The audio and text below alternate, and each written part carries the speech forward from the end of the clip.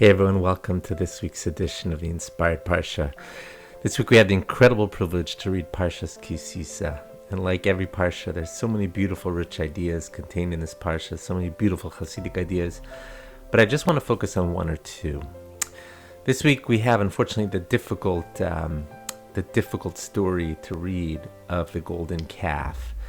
You know, it's so, on our level, it's just so hard to understand. How do the Jewish people sink so low right after the whole experience of not just leaving Egypt and all the wonders and miracles, but just having received the Torah, the divine revelation of God?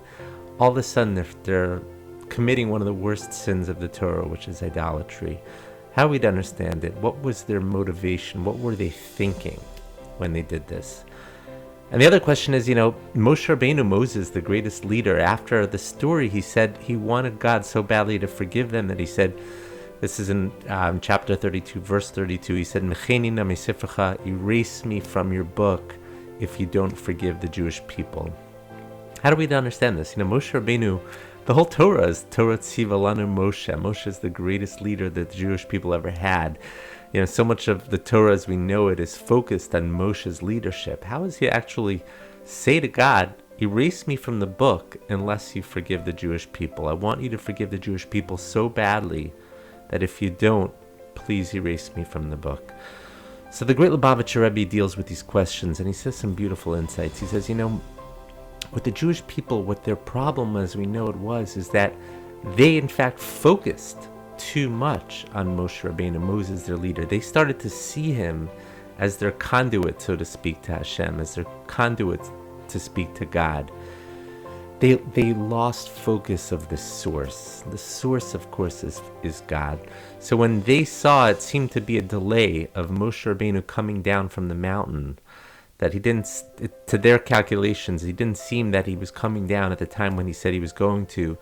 They panicked and they felt they needed some other conduit, something else physical, tangible, to communicate with Hashem, to communicate with God. It came from an urging, this tremendous, powerful yearning to get close to God, to get close to Hashem, that they felt they needed something physical to help be that conduit, to help be that bridge between them and Hashem. So they built the golden calf. They thought that can be the conduit. Their focus was on the wrong thing. And that is exactly why the Lubavitcher Rebbe says so beautifully, that's part of why Moshe said, erase me from the book unless you forgive the Jewish people. Because Moshe Rabbeinu, Moses understood what true leadership is. He understood true leadership, it's not about me. It's about the people that I serve. I don't care about my own honor. I don't care about that at all. I just want to do what is absolutely best for the Jewish people. So he said, either forgive the Jewish people or erase me from your book. We live in such a world, unfortunately, where there are leaders that are just in it for themselves. They put themselves before the people that they're supposed to serve. And that's dangerous. It's wrong and it's dangerous. Moshe Rabbeinu, Moses, the greatest leader, taught us that the way to have true leadership is to focus on the people that you serve, not on your own honor. We live in a world when every one of us has to be leaders. I've said this before, that October 7th woke everyone up, that one of us has to take action in our own way to rile the troops, so to speak, to get everyone involved and to be our own leader in our own way. And part of being a leader in our own way is to not focus on ourselves, to focus on the people that we're trying to help.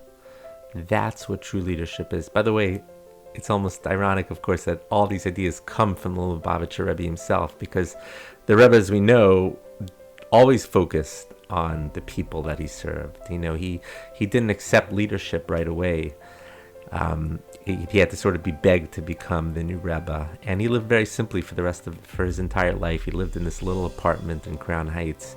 He wasn't focused on himself. He was focused on the Jewish people. That's what true leadership is. I want to wish everyone here a wonderful Shabbos, and of course to give everyone that bracha, that blessing. We should always be focused on trying to help the greater cause and not on ourselves. Thank you so much for listening. Have a wonderful Shabbos.